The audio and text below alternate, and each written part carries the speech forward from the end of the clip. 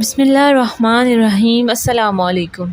ایک تو گرمی، اوپر سے چلچلاتی دھوپ۔ علی کا تو آج دفتر میں کام کر کے دماغ ہی گھوم گیا تھا۔ وہ اس دھمک پھیل میں بالکل ہی الجھ کر رہ گیا تھا۔ راستے سے جب گھر کی جانب مڑا تو ریڑھی پر ٹھنڈا ٹھار فالودہ دیکھ کر اس کے منہ میں تو پانی اچک آیا۔ رومال سے پسینہ پونچھتا ہوا سیدھا اس ریڑھی والے کے پاس چلا گیا اور فالودہ کھانے لگا۔ فالودہ کھاتے ہوئے اسے تھوڑی تقویت ملی تو موڈ بھی جیسے فریش ہو گیا۔ جیسے ہی پیسے دیے تو بے ساختہ دھیان اسے اپنی نئی نویلی بیوی اقرا کی طرف گیا تھا۔ بے ساختہ اس کے چہرے پر مسکراہٹ پھیلی تھی۔ اگلے پل کہنے لگا، بھائی صاحب 2 پلیٹ فالودہ ذرا پیک کر کے دے دو، کھویا زیادہ ڈالنا۔ ریڑھی والا بھی اسے 2 پلیٹ فالودہ پیک کر کے دے چکا تھا۔ وہ خوشی خوشی پیکٹ پکڑے گھر کی جانب جانے لگا۔ جیسے ہی دروازے پر دستک دی تو دروازہ کھلا تھا۔ اب اس نے گھر میں قدم رکھا تھا کہ گھر سے آتے شور شرابے کی آواز نے اسے جی جلا کر رکھ دیا۔ تبھی کمرے سے دوڑتے دوڑتے اس کے 6-7 بانجے بانجیاں آئے، ماموں ماموں کہتے اس سے لپٹ گئے۔ کوئی اس کی ٹانگوں سے لپٹا تو کوئی اس کے پیروں سے۔ اس کے کندھوں پر چڑھ چکا تھا، کسی نے اس کے کاندھوں سے لٹک کر جھولے لینا شروع کر دیے تو کوئی اس کے کندھوں پر بیٹھ کر اپنے بھانجے اور بھانجیوں کو ایک مرتبہ پھر اپنے گھر دیکھ کر تو وہ ایک پل کو علی ہڑبڑا کر رہ چکا تھا۔ سمجھ نہیں آ رہی تھی کہ پہلے کس سے ملے۔ سب کو دیکھ کر مسکراتا وہ حال احوال پوچھنے لگا، مگر سب بچوں نے تو بس ماموں ماموں کی ہی رٹ لگا رکھی تھی۔ اس میں بیچارے علی کی آواز تو کہیں دب کر ہی رہ گئی تھی۔ ابھی وہاں کھڑا تھا کہ جب ایک بانجے کی نظر اس کے ہاتھ میں موجود ٹھنڈے ٹھار فالودے کے پیکٹ پر پڑی۔ اگلے ہی پل اس نے وہ پیکٹ اس کے ہاتھ سے چھین لیا۔ صحن سے شور کی آواز سن کر علی کی دونوں بہنیں صحن میں نکل آئی۔ بھائی کو دیکھ کر دونوں ہی ہنس پڑی۔ بڑی بہن نائلہ کہنے لگی، ارے دیکھو تو ماموں کو دیکھ کر کیسے بچے کھل اٹھے ہیں۔ ارے ماموں میں تو ان بچوں کی جان بستی ہے، کتنی محبتیں انہیں اپنے ماموں سے ہیں۔ تبھی بچہ اماں کو جا کر کہنے لگا، دیکھو اماں، ماموں ہمارے لیے فالودہ لے کر آئے ہیں، ہم مزے سے کھائیں گے۔ یہ دیکھ کر تو بہنیں اپنے بھائی کے صدقے واری جانے لگی۔ تو دیکھو کتنا خیال ہے اسے اپنے بانجوں کا۔ اسے تو لگتا ہے خوشبو ہی آ چکی تھی کہ اس کے بانجے بانجیاں اور بہنیں آئی ہوئی ہیں۔ ارے تھوڑا زیادہ لے آتے تو ہم بھی 2 چمچ کھا لیتے۔ علی تو سمجھ نہیں پا رہا تھا کہ کس کی بات کا جواب دے اور کس کی نفی کرے۔ گہری سانس خارج کر کے وہ سب سے ملتا ہوا اپنے کمرے کی جانب جانے لگا۔ تبھی اس کی نظر کچن میں اپنی بیوی پر گئی۔ ایک پل تو وہ رک چکا تھا۔ اس کی اور اقرا کی شادی کو صرف 2 ہفتے ہی ہوئے تھے اور اس کی بیوی کچن میں کام کاج میں لگی تھی۔ دوپٹہ اتار کر اس نے ایک جانب لٹکا رکھا تھا، بال اس کے بڑے ہی بے ترتیبی سے بندھے ہوئے تھے۔ پسینے سے شربوس ایک طرف وہ چاولوں کو دم لگا چکی تھی اور دوسری طرف کڑھائی میں چمچہ ہلا رہی تھی، ساتھ ہی وہ آٹے کو بھگو کر بھی رکھی ہوئی تھی۔ کسی مشین کی طرح اس کی بیوی کام کر رہی تھی، جبکہ اس کی بہنیں تو تیار اشیاء اپنے بچوں کے لیے بیٹھی انہیں فالودہ کھلا رہی تھی۔ ابھی یہ منظر دیکھ کر اپنی بیوی کی طرف کچن میں جانے ہی لگا تھا کہ جب اس کی اماں نماز پڑھ کر کمرے سے باہر نکل آئی۔ کہنے لگی، ارے بیٹا تم آ گئے، کب سے تمہارا ہی انتظار کر رہی تھی۔ گلی میں تو کوئی لڑکا بھی نظر نہیں آ رہا تھا جس کو بیچ کر دہی منگوا لیتی۔ اب آ ہی گئے ہو تو جا ذرا نکڑ والی دکان سے دہی پکڑ لا، جب تک رائتہ سلاد نہ ہو تیری بہنوں کے حلق سے تو بریانی اترتی ہی نہیں۔ وہ ہنس کر بولی تھی۔ تو علی ایک مرتبہ پھر گہری سانس خارج کر کے رہ گیا۔ اس کے سر میں تو پہلے اس گرمی کی شدید درد تھی، مگر خیر منہ پر ٹھنڈے پانی کے چھینٹے مارے اور باہر آ کر دہی لینے چلا گیا۔ یہ تو ہر 2 دن بعد کا معمول تھا۔ جب بھی دل کرتا دونوں بہنیں ایک ساتھ گھر میں آ جایا کرتی اور پھر کھانے کا اہتمام شروع ہو جایا کرتا۔ کھانا بھی کوئی دال سبزی نہ ہوتا، بلکہ اچھے سے اچھے اہتمام ہوتا۔ اگر کبھی گھر پر کھانے کا موڈ نہ ہوتا تو باقاعدہ ہزاروں روپے خرچ کر کے باہر سے کھانا منگوایا جاتے اور گھر میں پارٹیاں کی جاتی۔ یہ تو شکر تھا کہ علی اچھا کماتا تھا۔ اس کی تنخواہ کا 40% حصہ تو صرف اس کی بہنوں کے خرچ اور کھانے پینے پر ہی لگ جاتا تھا۔ باقی کا 40% وہ گھر کے خرچ کے لیے اماں کے ہاتھ پر رکھتا اور 20% صرف اس کے پاس رہتا، جس سے وہ اپنا خرچ چلاتا۔ مگر اب تو اس کی بیوی بھی ہو چکی تھی۔ کھانے کے اشتہار انگیز خوشبو پورے گھر میں پھیل رہی تھی، مگر علی کو تو چڑ ہو رہی تھی، چونکہ اس کے سر میں شدید درد تھا۔ وہ 2-3 مرتبہ اقرا کو آواز دے کر کہہ چکا تھا کہ مجھے تیز پتی ڈال کر چائے بنا دو، میرے سر میں شدید درد ہو رہا ہے، ساتھ سر درد کی دوا بھی دے دو، مگر اقرا تو کچن میں اس قدر مصروف تھی اور پھر بچوں کا اس قدر شور تھا کہ اس کے کانوں تک یہ بات نہ پہنچی۔ یہ بات بھی علی کو مشتعل کر چکی تھی کہ پورے گھر کا خیال ہے، کھانا بنانے پر بھی اس کا پورا دھیان ہے، مگر جب شوہر بات کر رہا ہے تو یہ کانوں میں روئی ٹھوس کر بیٹھی ہوئی ہے۔ جب تھوڑی دیر بعد سب کھانا کھانے بیٹھے تو تبھی ساس کہنے لگی، جا کر علی کو بھی بلا لاؤ، آ کر کھانا کھا لے۔ جب اقرا کمرے میں داخل ہوئی تو علی آنکھیں موندے بستر پر لیٹا ہوا تھا۔ اقرا جا کر علی کو آواز دینے لگی، وہ جاگ رہا تھا مگر اس کے باوجود اس نے کوئی جواب نہ دیا۔ اقرا بھی گہری سانس خارج کر کے باہر آ گئی اور کہنے لگی، وہ تو سو چکے ہیں۔ ماں بھی کہنے لگی، کیا پتہ باہر سے کھا پی کر آیا ہو، سب نے پیٹ بھر کر کھانا کھایا تھا، جبکہ اقرا تو نوکرانی بنی سب کو کھانا ڈال کر دیتی رہی، اس نے تو یہی سوچا تھا کہ کھانا علی کے ساتھ ہی کھائے گی۔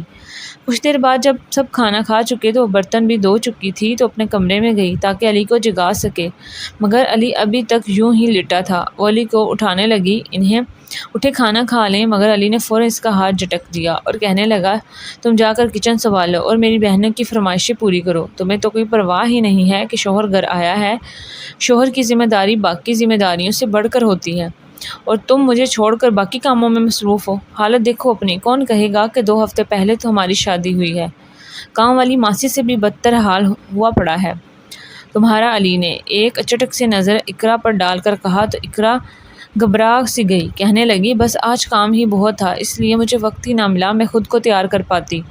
وہ بڑی مشکل سے منا کر علی کو باہر لائی، میں نے بھی کھانا نہیں کھایا، آئیں دونوں مل کر کھانا کھاتے ہیں۔ جیسے وہ دونوں باہر آ کر بیٹھے اور اقرا کھانا لینے کے لیے کچن میں گئی تو اسے جھٹکا سا لگا تھا، کیونکہ دیچکے تو خالی پڑے تھے، نہ ہی بریانی موجود تھی، نہ ہی کڑاہی اور نہ ہی روٹی۔ اقرا کو تو حیرت ہوئی کہ ابھی کچھ دیر پہلے تو وہ اتنا زیادہ کھانا یہاں پر پڑا تھا، سارا کھانا کہاں چلا گیا؟ اقرا کو تو کچھ سمجھ نہیں آ رہا تھا، شوہر کو کیا دوں؟ وہ باہر آئی اور جا کر ساس سے کہنے لگی، اماں جی یہ کھانا کہاں گیا؟ اتنا زیادہ کھانا بچا پڑا تھا مگر اب سب خالی پڑا ہے۔ یہ سن کر ساس نے گہری نظر بہو پر ڈالی اور کہنے لگی، ارے کون سا کھانا، کیسا کھانا؟ وہ کھانا تو میری دونوں بچیاں اپنے ساتھ گھر لے گئی ہیں، کہتی ہیں کہ کھانا بڑا ہی لذیذ تھا، صبح ناشتے میں یہی نان گرم کر کے کھائیں گے، اتنا کھانا ہے کہ کل بھی یہی بہت رہے گا، اس لیے وہ یہ کھانا گھر لے گئی۔ یہ سن کر اقرا کے ہوش اڑ گئے، کہنے لگی، اماں جی تھوڑا بہت کھانا تو رکھتے، میں اور علی ابھی تک بھوکے تھے، ہم نے کھانا نہیں کھایا۔ یہ سن کر ساس تو الٹا بہو سے ہی لڑنے لگی، کہنے لگی، آئے ہائے، جب ہر چیز گھر میں موجود ہے تو زیادہ بنا لیا کرو، میری بچیوں کے کھانے پر آخر کیوں نظر رکھی ہے؟ تم نے جمعہ 8 دن نہیں ہوئے اس گھر میں آئے ہوئے اور تم اب میری بچوں کے کھانے پر نظر رکھی ہوئی ہو۔ ماں تو منہ بولتا دیکھ کر علی اٹھ چکا تھا اور کہنے لگا، نہیں مجھے بھوک نہیں ہے، میں کھانا نہیں کھاؤں گا۔ اتنا کہہ کر وہ بھوکا ہی وہاں سے اٹھ چکا تھا، جب پہ اقرا بھی آنکھوں میں آنسو آ چکے تھے۔ سارا دن اس کا گھر کے کاموں میں گزر چکا تھا اور آخر میں رات کے 11 بج چکے تھے اور ابھی تک اسے کھانا بھی نصیب نہیں ہوا تھا۔ اگلے روز علی آفس گیا، بڑا ہی بجھا ہوا تھا۔ اس کے ساتھ ہی کام کرنے والی کولیگ نے جب اسے یوں پریشان دیکھا تو وجہ پوچھی۔ دراصل وہ دل ہی دل میں علی کو پسند بھی کرتی تھی، مگر جب اس کی شادی کی خبر سنی تو اپنے جذبات دل میں ہی دبا چکی تھی۔ وہ دونوں اچھے دوست تھے۔ جب اس نے علی سے اس بارے میں پوچھا تو علی بھی کھلی کتاب کی طرح سب کچھ اس کو بتانے لگا۔ یہ سن کر وہ لڑکی سوچ میں پڑ گئی، کہنے لگی، تمہیں تو اپنی بہنوں کو سمجھانا چاہیے کہ وہ اپنے گھروں میں رہیں، خیر اس کے بچے ہیں، شوہر ہیں، اپنا گھر ہے، ان کو دیکھیں۔ ہاں ظاہری سی بات ہے، جب گھر میں مہمان آئیں اور باقاعدہ خود آرڈر چلا کر کہیں کہ فلاں کام کرو، فلاں پکا کر دو، تو پھر ظاہری سی بات ہے تمہاری بیوی تو اس گھر میں نہیں آئی ہے، اسے تو یہ کچھ کرنا پڑے گا، نہ وہ اب نہیں کرے گی تو کون کرے گا؟ تو الٹا اپنی بیوی سے ہی ناراض ہو رہے ہو۔ یہ سن کر علی سوچ میں پڑ چکا تھا۔ اس روز وہ گھر آیا تو ڈکے چھپے الفاظ میں اماں سے کہہ دیا، میری بہنیں خیر سے اپنے گھر میں خوش و خرم ہیں، تو پھر کیوں آئے روز اپنے گھر کی رونقیں خراب کر رہی ہیں؟ یہ نہ ہو کہ کل کو ان کے شوہروں کو یہ بات اچھی نہ لگے تو وہ بلا وجہ ہی جھگڑا کرتے پھرے۔ یہ سن کے اس کی ماں نے کوئی خاص رد عمل نہیں دیا۔ 2-3 دن بعد ایک مرتبہ پھر جب اس کی بہنیں آئیں تو وہ اتوار کا دن تھا۔ اس روز اس نے فیصلہ کیا تھا کہ آج وہ اقرا باہر گھومنے پھرنے جائیں گے۔ اقرا اسی وقت تیار ہوئی تھی، مگر دونوں نندیں جب گھر آئیں تو اس کا تو چہرہ بجھ چکا تھا۔ جیسے ہی نندیں گھر آئیں وہ ایک مرتبہ پھر کہنے لگی، ارے بھابھی تمہارے ہاتھ میں تو بڑا ذائقہ ہے، ہم تمہارے ہاتھ کی بریانی کھانے کے لیے آ گئی ہیں، آج تم ہمارے لیے پھر ویسے ہی بریانی بنانا جیسے اس روز بنائی تھی۔ یہ سن کر علی کا پارا ہائی ہو چکا تھا، کہنے لگا تم دونوں کیوں روز روز یہاں چلی آتی ہو؟ خیر سے اپنا گھر ہے، گھر میں سکون ہے تو وہاں پر کیوں نہیں رہتی؟ اب میں کب تک یہ اہتمام کرتا پھروں گا؟ اب میری بھی ایک فیملی ہے، کل کو میرے بچے ہیں۔ یہ سن کر تو بہنوں کے چہرے بگڑ چکے تھے، اگلے ہی پل کہنے لگے، تم ہوتے کون ہو ہمیں یہ کہنے والے؟ یہ مت بولو، یہ گھر ہمارے ابا کا ہے، جتنا حق تمہارا اس گھر پر ہے اتنا ہی ہمارا بھی ہے، ہمارا جب دل چاہے گا ہم آئیں گے اور یہاں رہیں گے، چاہے اپنا بوریا بستر اٹھا کر بھی یہاں رہنے لگ جائیں، تمہیں تو کوئی حق نہیں ہے ہمیں منع کر سکو۔ بہنوں کی ہٹ درمی دیکھ کر تو علی لاجواب ہو چکا تھا، اس نے شکایتی نظروں سے اپنی ماں کو دیکھا تو اماں بھی فوراً منہ پھیر چکی تھی۔ اس پر ساس نے جمیلہ کو آرڈر جاری کر دیا کہ فلاں پکوان پکاؤ، یہ کرو وہ کرو۔ وہ بھی شکایتی نظروں سے اپنے شوہر کو دیکھتی ہی رہ گئی۔ کتنے دن بعد پہلی مرتبہ انہوں نے کہیں جانے کا پروگرام بنایا تھا، مگر خیر اگلے ہی پل وہ غصے سے کمرے میں گئی، سادے سے کپڑے پہن کر کچن میں گھس گئی۔ وہ رو بھی رہی تھی اور کچن میں کام بھی کر رہی تھی۔ اس روز بھی اس نے کھانا نہیں کھایا اور شوہر سے بھی انتہائی روکھے انداز میں بولی تھی۔ اقرا کا ماننا تھا کہ اس کا شوہر اس کے حق میں آواز نہیں اٹھاتا، نہ ہی اپنی بہن اور ماں کو منع کرتا ہے، جبکہ وہی دوسری جانب علی کو اپنی ہر وقت اداس اور کاموں میں گھسی بیوی سے چڑ ہونے لگی تھی۔ وہ ہر ایک بات اپنی دوست عائشہ کو بتانے لگا تھا، جسے عائشہ سن کر اسے یہی مشورہ دیتی رہتی کہ تم اپنی بہنوں کو منع کرو یا اپنی بیوی کو کہو کہ وہ تمہاری خاطر ہی صحیح تیار رہا کرے۔ ایک روز جب علی نے اقرا سے کہا تو اقرا غصہ ہو چکی تھی، کہنے لگی، اچھا میں نئی نویلی دلہن بنی ریشمی جوڑے پہن کر کچن میں جا کر روٹیاں بناؤں تو کیا میں ایسا کرتی اچھی لگوں گی؟ علی تو دل برداشتہ ہو چکا تھا، وہ تو شروع ہی سے حسن پرست تھا، صاف ستھری اور ہر وقت تیار رہنے والی لڑکیاں تو اس کے دل کو باتی تھی۔ دھیرے دھیرے اس کا دل اپنی بیوی سے ہٹنے لگا اور وہ دھیان اپنی اسی کلیگ عائشہ کی جانب جانے لگا۔ وہ ہر وقت ہنستی مسکراتی ہوتی، اسے باتیں کرتی اور ایک روز یوں ہی باتوں میں علی نے اسے پرپوز کر دیا، جسے سن کر عائشہ کے چہرے سے مسکراہٹ مٹ چکی تھی، وہ تو کچھ بول ہی نہ پائی تھی۔ کتنے روز تک اس نے بات نہ کی، علی کو لگا کہ کہیں اس کی دوستی بھی نہ چھوٹ جائے۔ جب اس نے دوبارہ عائشہ سے بات کی تو وہ جھجکتے ہوئے مان گئی، کہنے لگی کہ میں تو تم سے تب سے محبت کرتی ہوں جب سے تم آفس میں کام کرنے کے لیے آئے تھے، میں تم سے شادی کرنے کے لیے تیار ہوں، لیکن میں نہیں چاہتی تم اپنی پہلی بیوی کو چھوڑو یا پھر اس کی حق تلفی کرو۔ میں چاہتی ہوں کہ شادی کے بعد ہم دونوں کی زندگیوں میں کسی کی بد دعائیں نہ ہوں۔ یہ سن کر علی اور اس کی سوچ پر فخر محسوس ہوا اور وہیں اپنے شوہر کو ہر وقت موبائل اور باتوں میں لگے دیکھ کر اقرا کو فکر ستانے لگی تھی کہ اب اس کا شوہر بلا وجہ ہی خوش رہنے لگا تھا، بھلے ہی وہ اس کے پاس بیٹھتی نہ بیٹھتی، لیکن وہ ہر وقت خوش اور خود سے ہی باتوں میں لگا رہتا۔ یہ دیکھ کر اسے شک ہونے لگا۔ ایک روز اس کا شک حقیقت میں بدل گیا جب وہ اپنی نندوں کے بچوں کی فرمائش پوری کر رہی تھی اور تبھی دیکھتے ہی دیکھتے علی گھر میں داخل ہوا اور وہ سفید کاٹن کا سوٹ پہنے، گلے میں گلابوں کا ہار پہنے ہوئے تھا اور ساتھ ہی خوبصورت سی لڑکی تھی، بالکل شہزادیاں جیسی۔ دونوں نے گھر میں قدم رکھا تو سب کے منہ کھلے کے کھلے رہ گئے۔